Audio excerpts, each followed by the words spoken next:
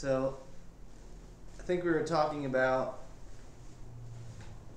you're on the Pasadena now, and you guys had done your shakedown cruise to Trinidad. You said Went to Trinidad, yes. okay. Then And came what back to follows it? Boston. You got the hotel room. At the You hotel. won all that money. And won all that money. Uh-huh. And then we got back aboard ship and went through the Panama Canal. And straight across to the Philippines. Did you know that you guys were headed to the Philippines? Hmm? Did you know you guys were headed to the Philippines? I don't remember because I wouldn't know. You know, the captain knows where they're going. He doesn't usually broadcast everything. But Probably better that you didn't know. Yeah. But we thought we were going to Mindanao, which is the southern part of the Philippines. And there were 3 cruisers and about 4 or 5 destroyers. The destroyers are faster for a shorter distance, but they couldn't go. This was 4,000 miles, full blast we were going. So they couldn't keep up. We left them. Now the Pasadena was a light cruiser? Light cruiser. And can you just explain what that is briefly? Well, yeah, the guns were 8-inch for bombarding, and 5-inch guns for aircraft. And then we had 40 millimeters on and 20 millimeters on both sides, machine guns, which were 40 millimeters, pretty good size shell. And so our job was to shoot down the Japanese planes before they could dive on the carriers. Now the 8-inch guns and the 5-inch, is that the diameter? Yeah, 8 inches.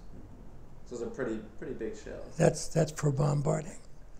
That's what we bombarded Japan and Okinawa and Iwo Jima.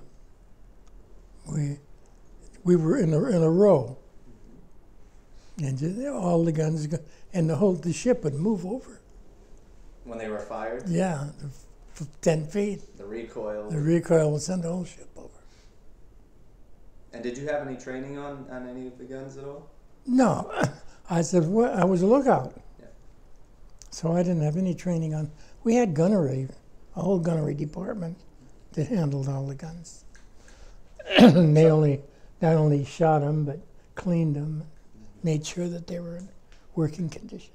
And do you remember which other ships were in that convoy alongside you guys, the other cruisers? And I can't remember the names of them. that's okay. 2 light cruisers and about 4 destroyers that stayed with us part way.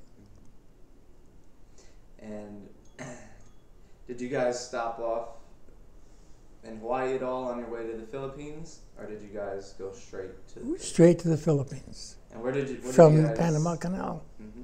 And where did you guys end up once you reached the Philippines? Mindanao. Okay.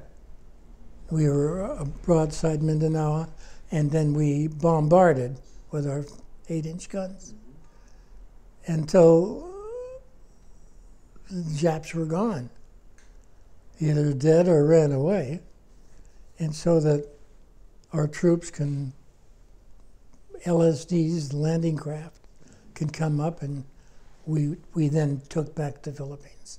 It was in Japanese hands before. Now, was the journey through the Pacific, was it pretty uneventful, or? Uneventful. Do you remember how long that took? And did you get your own bunk this time, or did you have? Oh yeah, no, I had a bunk. Okay. And do you know about how many men were on board? 640 approximately. So once you reached Mindanao, how long was the bombardment for? Oh, probably for a couple of days. And then we were with the Fifth Fleet, which was an aircraft task force. A lot of, probably 4 or 5 aircraft carriers. And each carrier had 100 planes on it. So, I mean, that was a tremendous. And we also had about 4 or 5 battleships with us, too. Not only were we bombarding, but the battleships were bombarding. And the heavy cruisers were bombarding.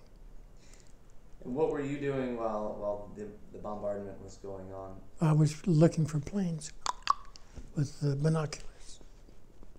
And did you spot any? Oh, sure. Sure, it's just all I had to do was tell them where they were coming from. 3 points off the starboard bow, 6 points off the starboard bow, 4 points off the port bow. And describe to me what 3 points translates to. Degrees, like 3 degrees. It's 360 degrees, right? It would be about 3 degrees, 5 degrees, whatever. And who would you report the sighting to? The gunners, right? I talk right to them. A lot of times we were at general quarters at nighttime, and we'd set up, each gunnery unit would set up a quartet and would sing songs to keep everybody awake. They would sing all sorts of songs. Then the next group would sing a song and sort of compete against each other. It was a lot of fun. Everybody sang. And then I would open up the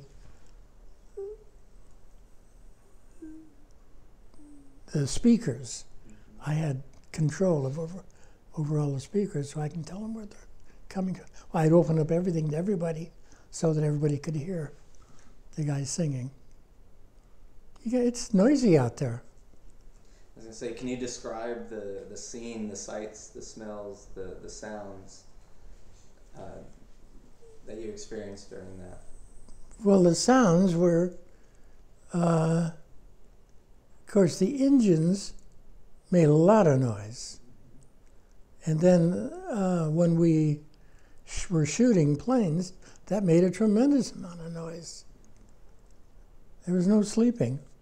Everybody was busy doing their thing. And lots of noise. But it,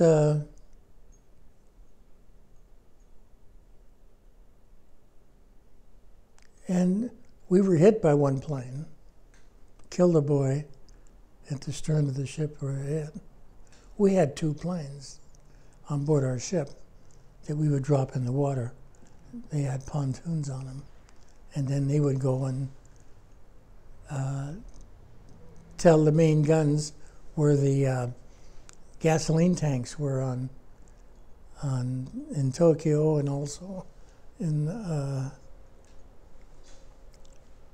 where was it? Oh, Honshu, the other island, so that we could blow them up.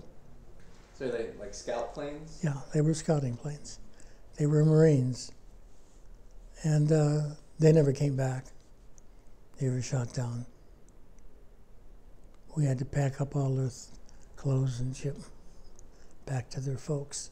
Was it just one man that would 2 guys on each plane. 2 guys per plane?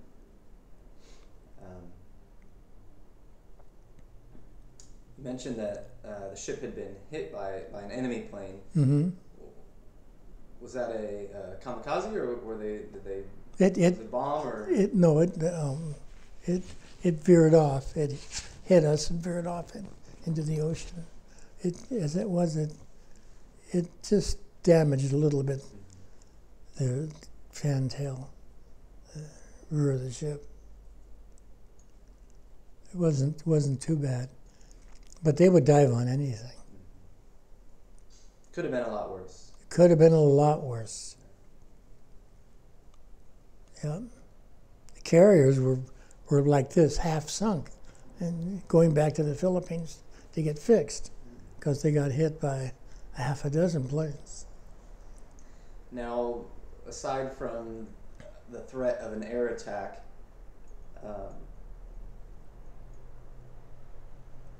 No ship attacks. No ship attack. No, because we were too big. We had the whole ocean was full of U.S. ships, as far as you can see, in any direction. And it's my understanding that the Japanese Navy was pretty well depleted at that point. At that point, they were. They still had a couple of battleships. There was still some ship-to-ship fighting in various areas, but nothing where we were. And then when the typhoon, now, as it was, the typhoon that hit, horrendous. I mean, the seas were 100 feet high. The waves were in the middle of the ocean. You would come up like this, and you'd look down, there'd be water way down there someplace. And then all of a sudden you were down here, and the waves were like this, way above you. And you'd come back up again. Did that scare you at all? Not me, I was 19. 19-year-olds don't get scared. I mean, I didn't. No, it was exciting. I enjoyed watching it. Were you up on the I was up scout on the tower? Yeah, I was up on Sky Forward, which was the near the bridge.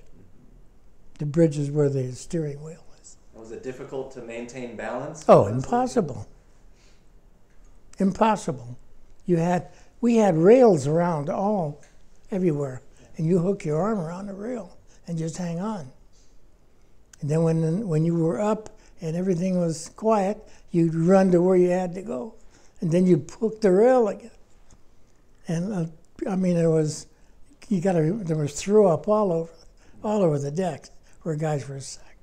So you had to watch where you were walking, or you'd slip and fall. But anyway. Nobody fell overboard? Not that I know of. They could have, but not that I know of. And this typhoon hit while the bombardment was still going on? Yes, yeah. Well, actually, we weren't bombarding anybody. We were protecting the carriers from the planes. The incoming planes were coming. But I don't know how they flew in this weather. Typhoon is, well, you know what the hurricanes look like down south. Typhoons are just as bad. And the thing was, the Japanese had just enough gasoline to get to dive on the ship. They didn't have enough gasoline to go back. So they knew their fate. They had their bonsai before they left. And about how far out was your ship from Mindanao? How far are you guys shooting these shells? Offshore, you mean? Mm-hmm. Oh, probably half a mile.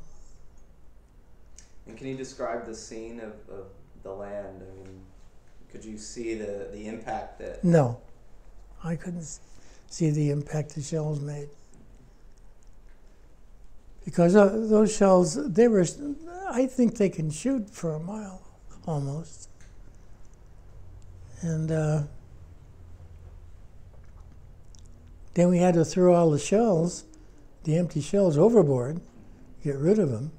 Just went right in the ocean? Yeah. But where are you going to put them?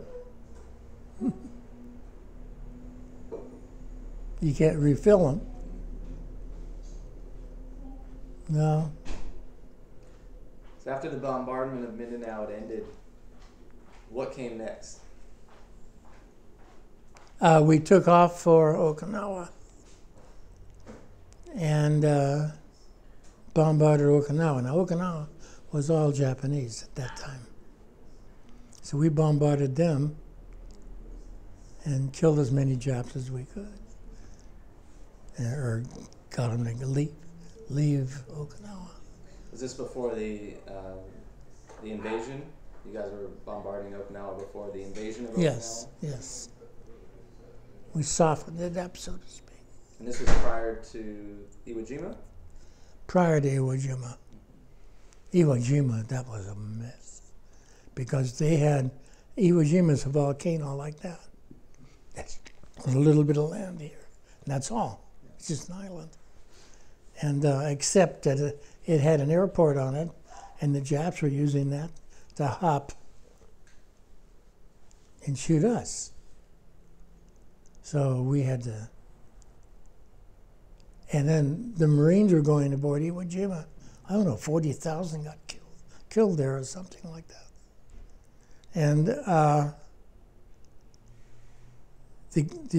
the Japanese had dug caves into this volcano, so they could shoot us. We couldn't see them.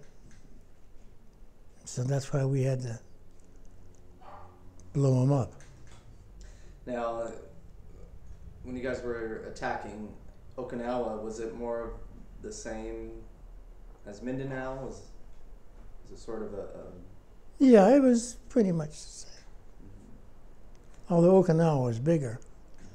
Mindanao is a small Philippine island. It's not the big one, not the main one. And were you guys under attack at Okinawa at all? Were you still? Oh yeah, we were under attack all the time. You were still scouting for? Yeah, I was still scouting for enemy aircraft wherever I could spot them, wherever we could try and shoot them out of the sky before they could do any damage. Now, how close would those planes get to you guys? I mean, aside from the Oh, you could see the pilot's face. You could distinguish he was Japanese.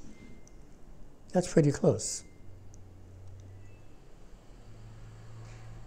Did that have any sort of a effect on you at all, being able to see the enemy face to face? No. We were too busy. I didn't have time to think. You really didn't have time to think. The guys were doing the bombarding with the big guns. They didn't have any time to think.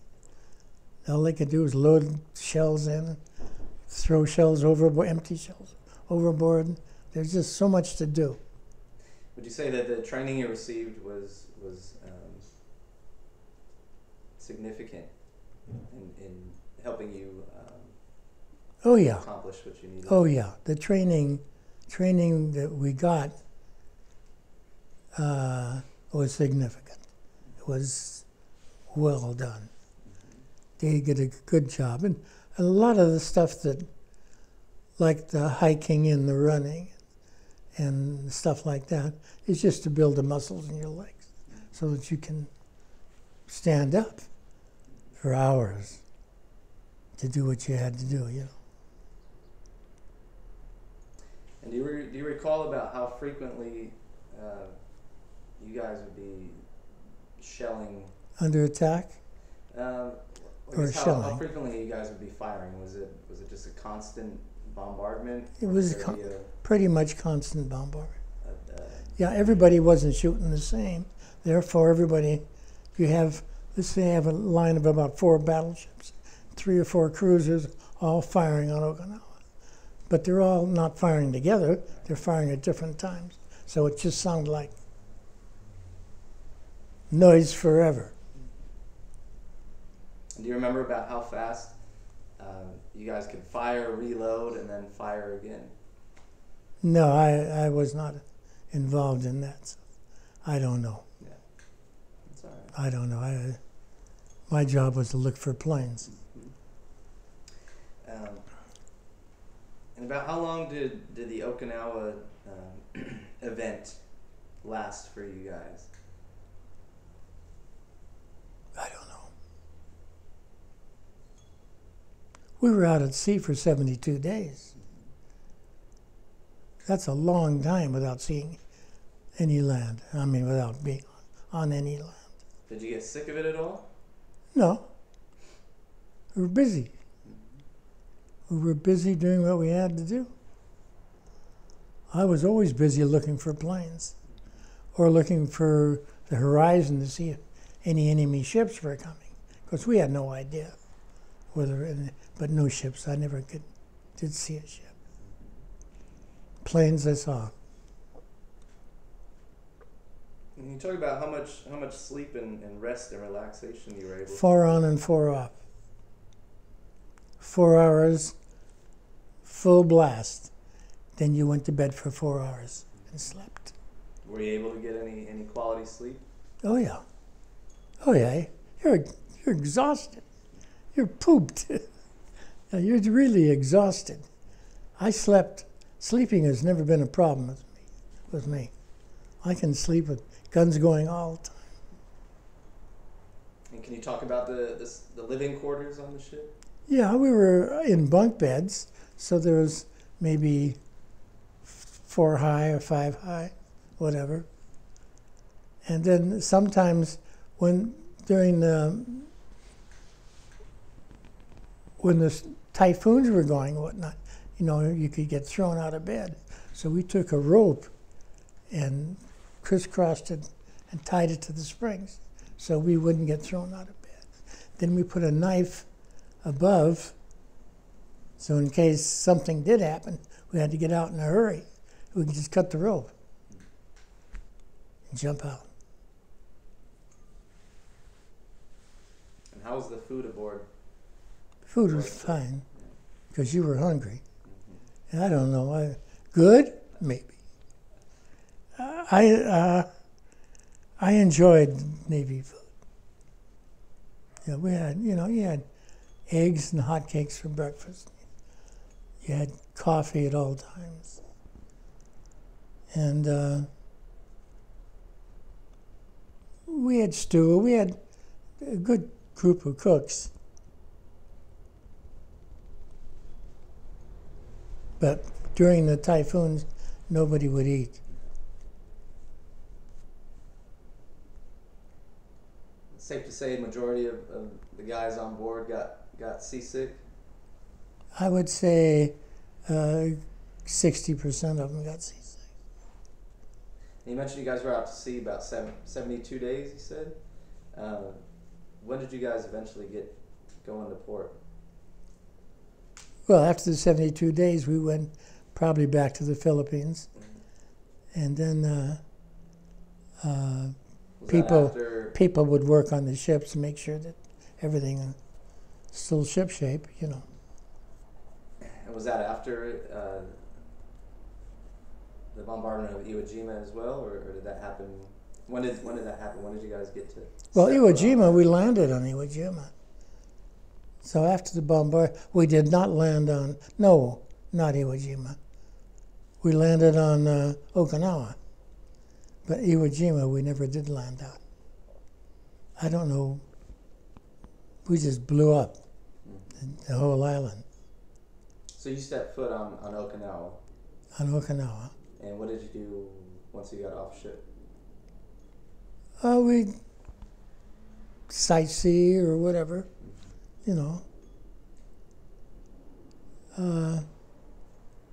Usually we found a bar. We usually found a bar someplace and had a cocktail, some kind. And this was after the infantry had pretty much taken care of the enemy on Mm-hmm. Yeah, there was usually no enemy there when they let us aboard, let us, go on land. The enemy was gone. And about how long did you spend on Okinawa? Oh, a couple of days.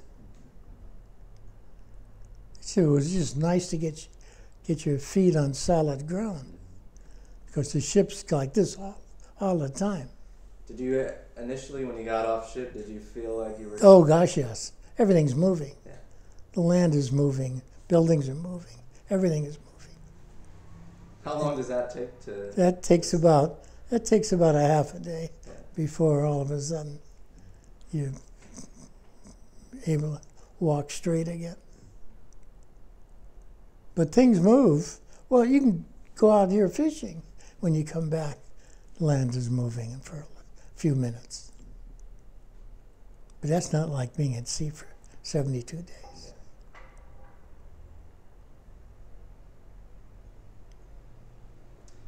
And once you guys left Okinawa, was Iwo Jima your next stop? Yeah, we bombarded Iwo Jima, and then while we were bombarding Iwo Jima, we got the word that they want us to go see if we can blow up all the gas tanks on Honshu, on the main islands of Tokyo, which we did. and we blew up. The place was in flames when we left. Well, let's talk about Iwo Jima first, and then get to that afterwards.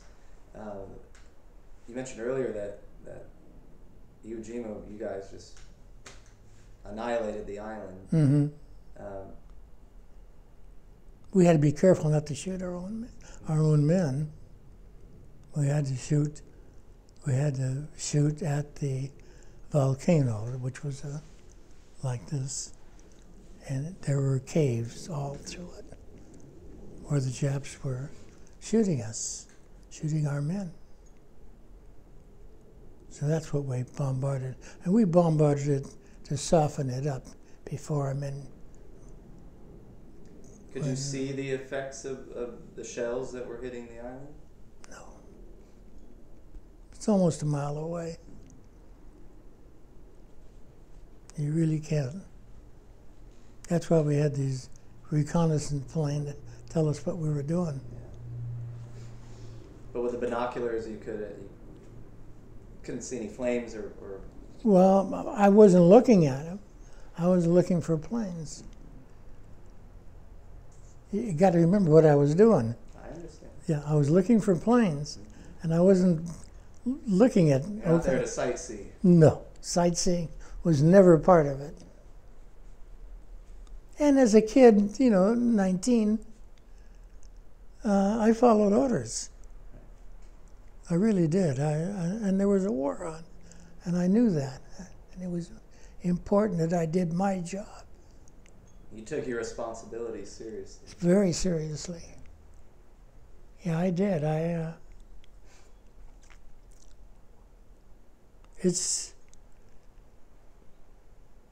Now I look back at it, I wondered, how come I didn't watch what was going on?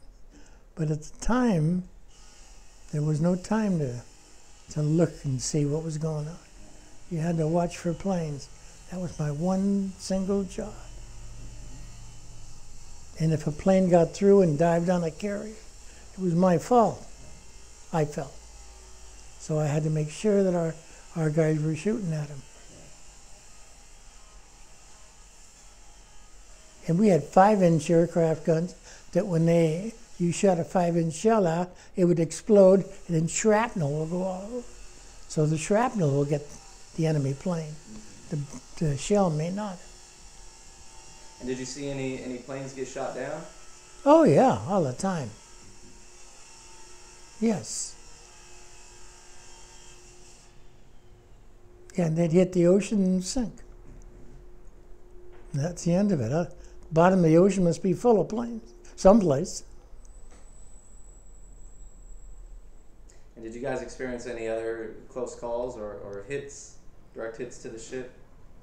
No, not that I know of. I mean, if it hit on the other side of the ship, I wouldn't know. We had, the thing that really stuck in my mind was the boy that died. We had a burial at sea. And the Marines that were aboard gave him a 3-gun salute, or whatever it was. And he was on a board and wrapped in cloth. And then they turned the board over and he slid out. See, you can't keep him on board. But that really hurt me. Not really hurt, but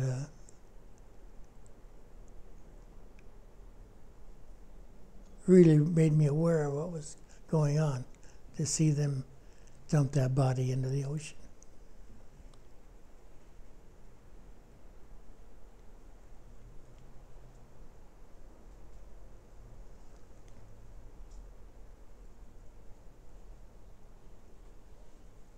Did you know the gentleman that got killed? Yeah, he was a friend of mine. What was it? Do you remember? He his was a name? yeoman. No, I have no idea. At the time I did, but no, not now. I don't remember anybody's name now. You mentioned earlier you received letters from home a lot. Mm-hmm. How did it make you feel to receive a letter from your mom? Great. I looked forward to it. I really looked forward to it. And were you able to write back to her, or were you... Oh, yeah, but not every day. I couldn't write every day. No, maybe once a week I'd write.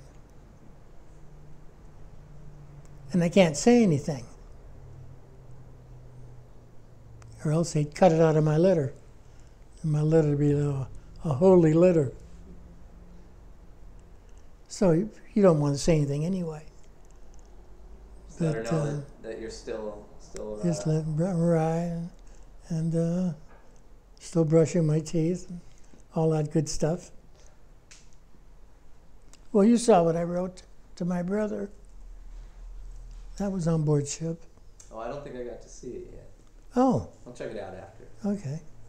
Yeah, you could read that and that'll Okay. give you an idea. You can't say that you were fighting. You can't say that you were bombarding. You can't say anything that could give the enemy an idea if they got hold of the letter.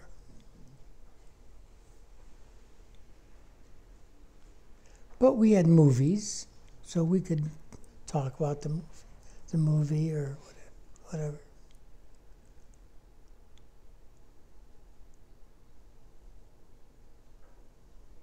Now, after Iwo Jima, what happened next? Where did you guys go? What did you guys do? Well, while we were bombarding Iwo Jima, we bombarded Honshu, which is where all the gasoline tanks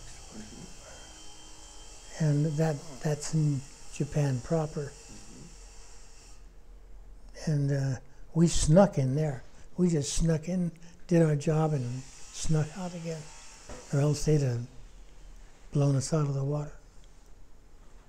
Was that a one-day thing, or? One-day thing. Mm-hmm. I think it was a one-day thing. All I remember is one day.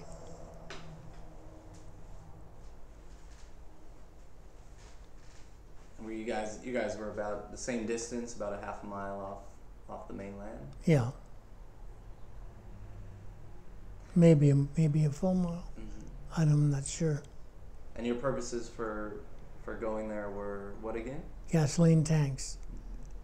You know, those round tanks that hold gasoline. It's to blow them up.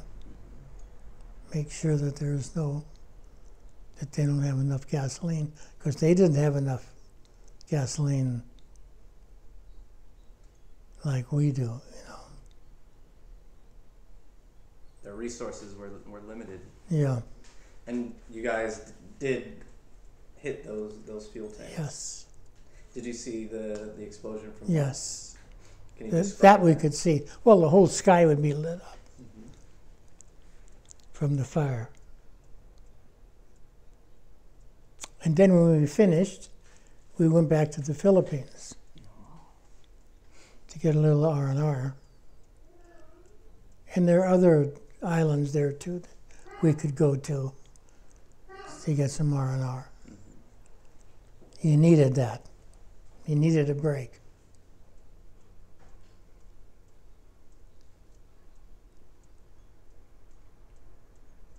And how long did you guys stay there for?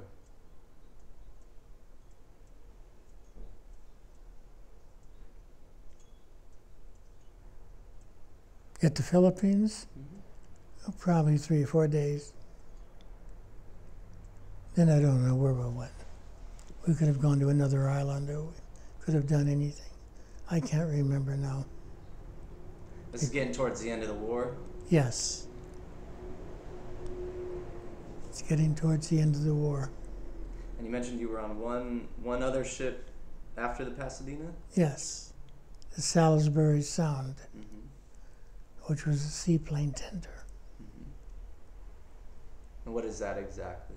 Well, that has a machine shop on it.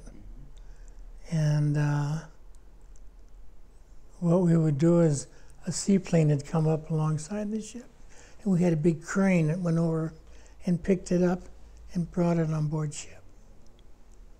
And then the guys would work on it, fix it all up, make sure it was in running condition. Then we'd take the crane, put it back in the water, and off it went.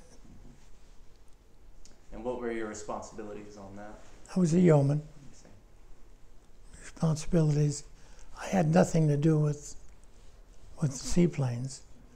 My job was to, take care of all the records, write any correspondence that was needed or whatever. Were you guys still close to the battle zone, the combat zone, or were you? We were in Okinawa. Okay. But it was no longer a battle zone. No, it was getting near the end. There weren't not that many battle zones anymore. And do you remember when you got word that the war had ended? In Japan? Well, let me ask you this: did you catch word that the war in Europe had ended? Yes. Do you remember that day? No. But I remember the day the Japanese war was ended. Mm-hmm. We were in San Pedro, and everybody left their ships or whatever they were on, and got into a car, or somebody's car, and drove to Los Angeles. All roads to LA were one way. I remember that. And you were in one of those cars? I was driving one. And when you got to Los Angeles, what did you do there? What was the Well, we celebrated. Yeah. Everybody yelled and screamed. And, you hugged people, and the war was over. How happy were you? Very happy. I was going to go home. The guy I was with was Harold Taylor. Forgot his name till just now. And he lived not too far from me. We came back together. I drove him home. And he says, I'm going to join up again. Do you want to join up with me? I said, let me think about it. And I thought about it. And I told him, no, I'm going to go to college and get an education. So where did you go to college? Cal State, LA. And what did you study? I studied accounting to start with. But I was married and had a couple of kids by now. And so accountants, junior accountants were getting 50 cents an hour or something. Because then they had to work for a senior accountant for 2 years before they could become a senior. So I thought, gee, this is ridiculous. I can't live on that. I also minored in business management. So I got into management right away. I got a job in an industrial supply company, machine shop supplies, and started out in the shipping department, worked my way up to general manager, and ran the place. And eventually, did you get married? Oh yeah, I was married then. When did you meet your wife? Oh geez, that was all right. She was in my class in college.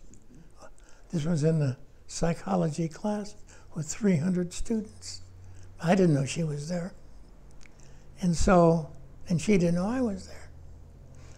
And so on Friday, we all went down to the witch stand, where you get a hamburger, fries, and a malt, And so we were all down there, and I was with 3 of my friends, Duke and Tom and somebody else, another kid. And Duke said, let's go to San Francisco for the weekend. And we said, great. And she was in another car and heard him say that. Said, you guys going to San Francisco? And we said, yes. Would you drop me off at Stockton? Because my grandmother is there and I'd like to visit her. And we said, sure. So she popped into the car and there were 5 of us, I think, or 4 of us. And so we went to San Francisco, to Stockton. So she sat in the back with me. And all of a sudden we were just holding hands. It just seemed like the thing to do. And then we stopped for gas, so her and I walked around the gas station holding hands. And we got back into the car. Well, I didn't realize it, but the guy driving the car thought that she was his girlfriend. He'd taken her out a couple of times. They went to dances, whatnot. But I had no idea, and he never said anything. And she had no idea. She just knew she went to dance with him. So we then took Joyce to her grandmother's house. We all went to San Francisco and had fun for the weekend. Then went to Stockton and picked up Joyce and drove back. And so we were talking, and I said that 3 of us are going to Yosemite. 3 guys. I don't even know the other 2 guys' names. We're going to Yosemite. And she said, well, maybe I've got 2 girlfriends. Maybe all 6 of us can go to Yosemite together. And I said, it'd be great, but we'd need a chaperone. In those days, you did not do this. Single people, it was not a good thing. So we got a chaperone. So we went over to her aunt's house, and her aunt's mother, who was about 80 years old, said, I'll chaperone you. So we said, great. So we brought her along, took her car, and I had a tent trailer type of thing that could sleep 4 or 5 people. All the guys slept outdoors, and the girls slept in the tent.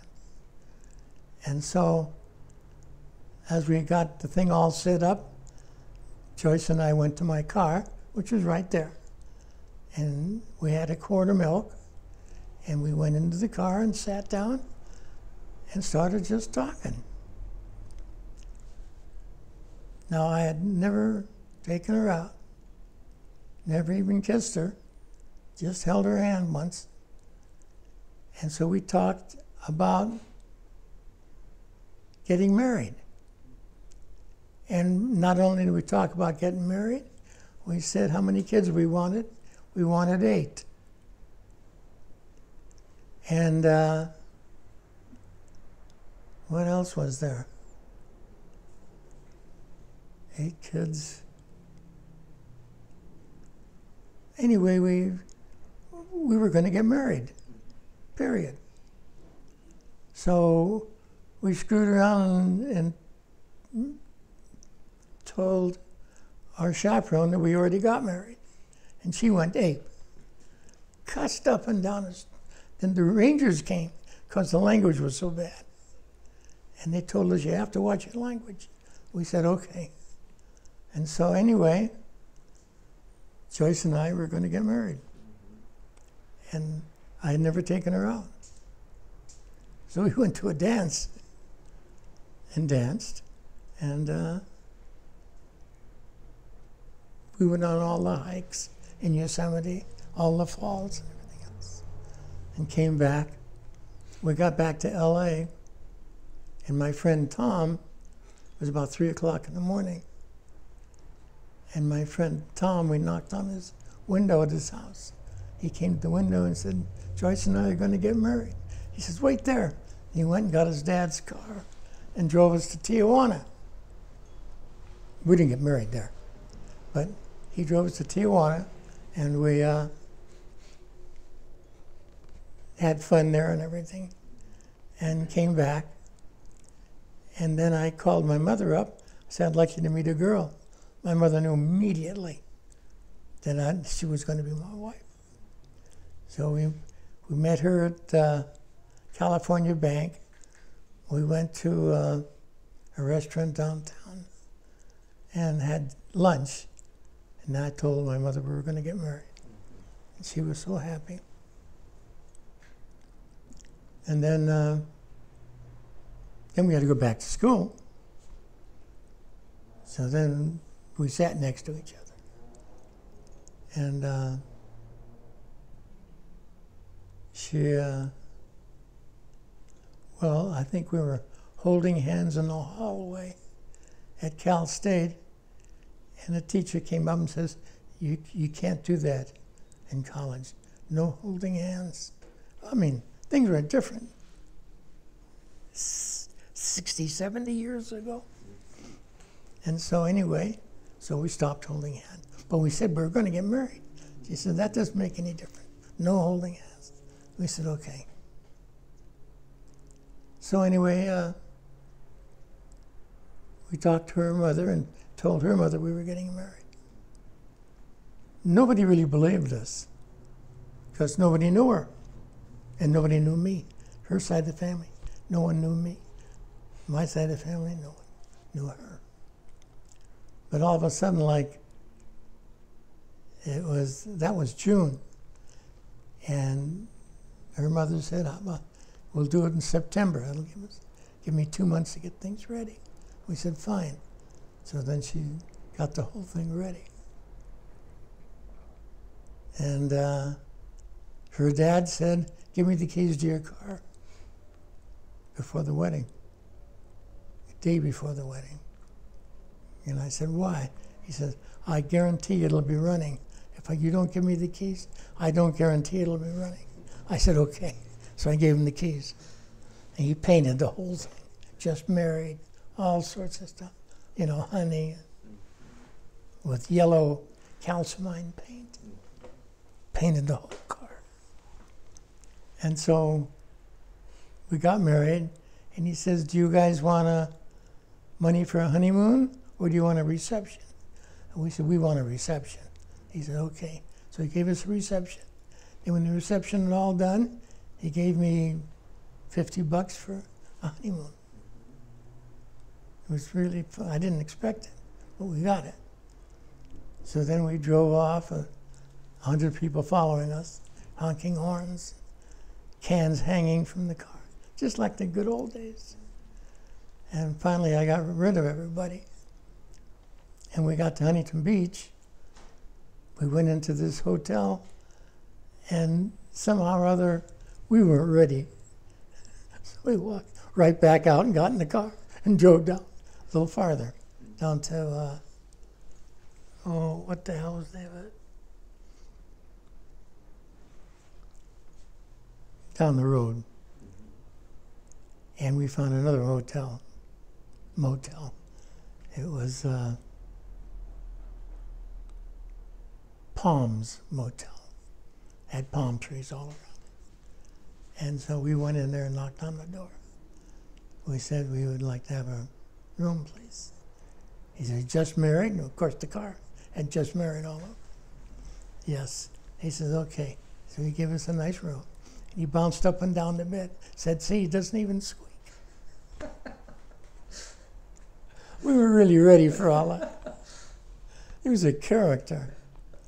So then we got the hotel room and stayed a week. It was $12 a week. How's that for a hotel room?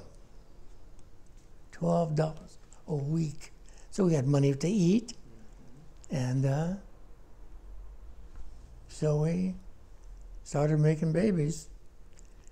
And we had 9 months and 2 weeks after we got married, we had a baby. And how many did you guys end up having in total? 8. The number that you had agreed upon? We had primarily said 8. We had 5 girls and then 3 boys. And how many grandchildren and great-grandchildren do you have now? I have 25 grandchildren and 33 great-grandchildren. And a bunch of pregnant ones. Everybody's getting pregnant. We're really going to populate the world. It's quite the legacy to leave behind. Oh gosh, yes. Anyway, it was, and then my wife got, I don't know what she got. She had a tumor on her adrenal gland, which changed her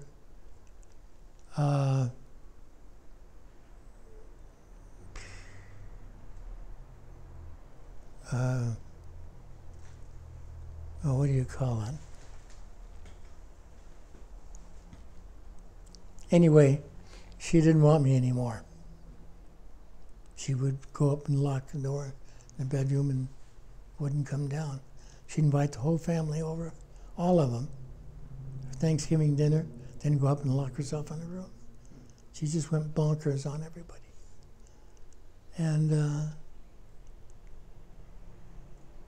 she finally passed away. She had diabetes and something else, and it was just too much. And then they found the tumor on her adrenal gland. And the guy said, "I'm so sorry. If we'd have found this 6 months earlier, would change her personality." Yeah, her personality changed. She didn't want her kids anymore. Told all her kids, "I don't want you anymore. You've got your father." Period. Then she borrowed money on the house, and we lost the house. Had a big house in Huntington Beach. And fact is, it was being foreclosed. And I put it up for sale and sold it while the foreclosure was going through on the steps of Santa Ana courthouse. And so I sold it just right, just made it. Didn't get as much as I'd like, but I got rid of it. So we each had about 30, 40,000. How long were you guys married for?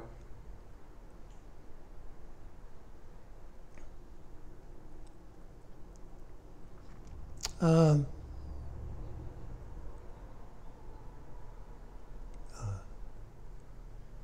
30 years, between 30 and 40 years.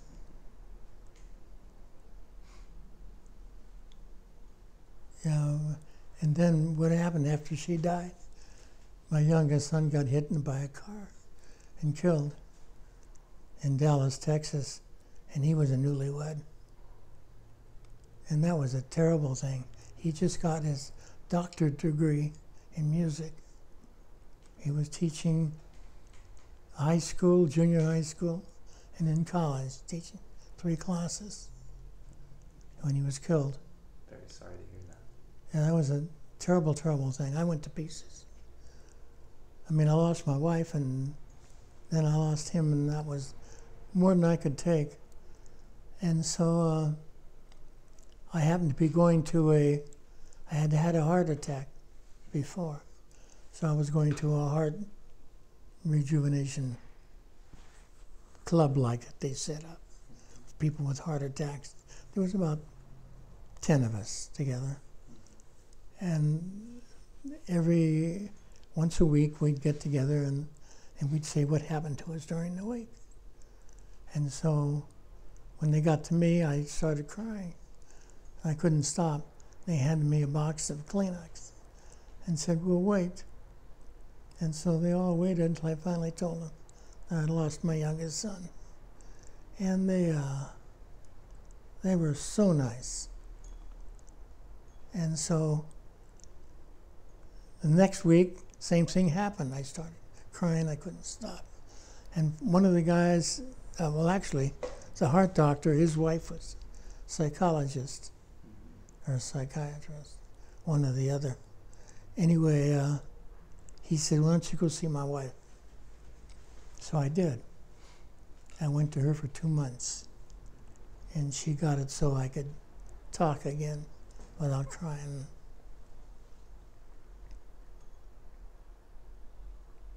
So then, when I sold the house, I moved up with the daughter. I lived with the daughter here, Patricia, who I'm living with now. I lived with her for a year.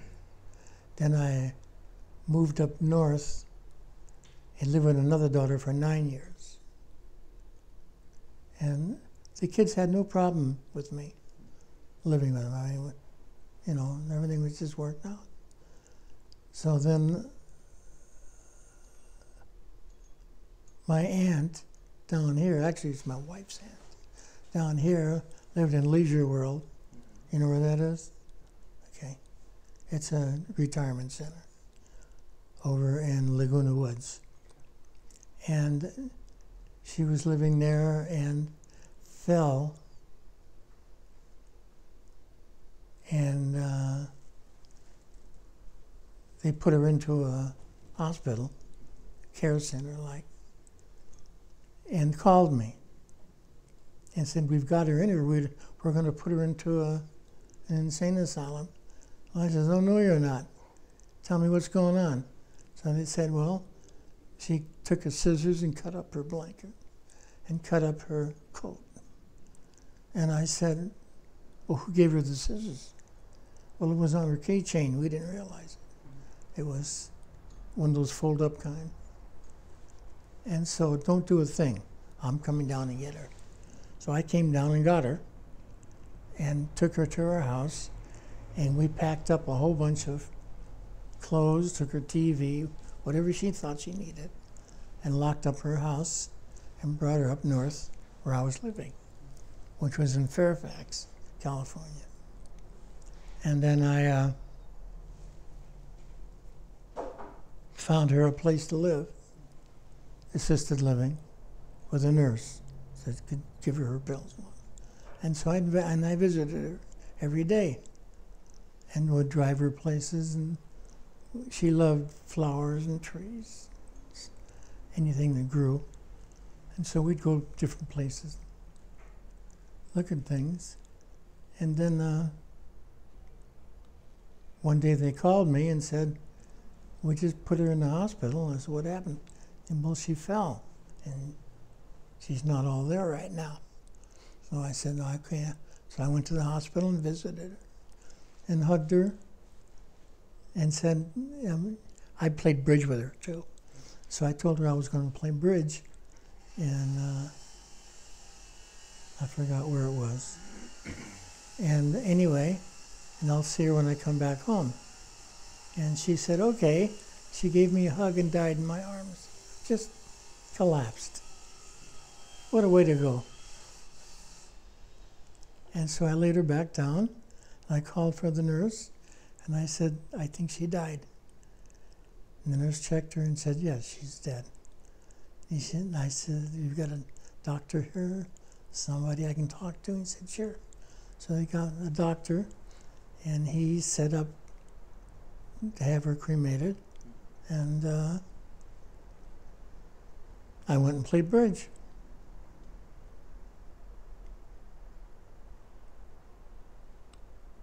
But anyway, and then she left me her house.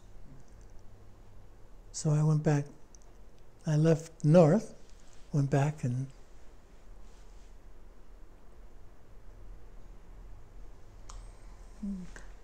anyway. Well, the last question I have for you, if you have any advice that you could bestow upon my generation or for future generations, what would that be?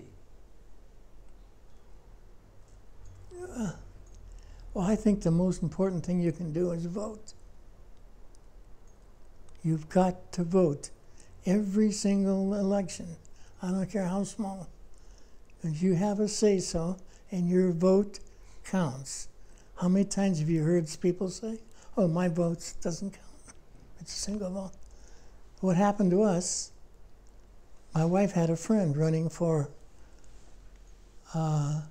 city council in Huntington Beach. And our whole family voted for her. That was 5 votes. And she won by 5 votes. So she invited us over and gave us a big party. But do you want to know if your vote counts? It does. And that's a really important, that would be the only thing. Don't go to war. I can't think of anything else. That's okay.